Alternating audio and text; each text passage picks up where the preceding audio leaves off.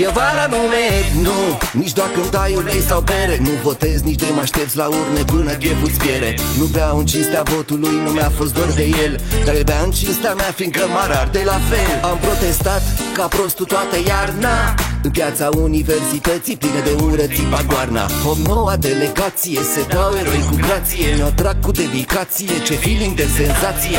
Ții mei, Moldova, Ardeal sau București, mergem toți la mare, pe 29 în Costinești. Degetul sus n-au, că mie îmi place să dau, ei doar asta merită, eu vara nu merg să votez. Boicotez, boicotez, e ușor mă prind de cei care mă mint, de-aia nu votez. Eu vara nu merg să votez. Boicotez, boicotez, e ușor mă prind de cei care mă mint, de-aia nu votez. Eu vara nu merg, nu.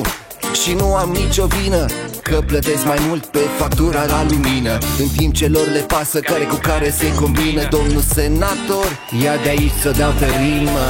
Da, te aliez cu ăla care îți dă și de la toamnă parte din plăcinta mare. Ce dacă țara arde, tu ai totul pus deoparte. Știi că cine li se opune e instant dat la o parte.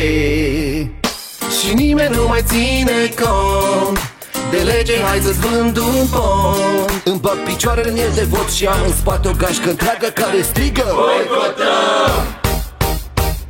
Eu vara nu merg să votez.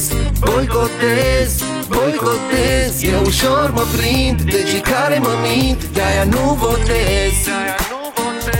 Eu vara nu merg să votez. Boicotez, boicotez, e ușor mă prind de cei care mă mint, de-aia nu votez.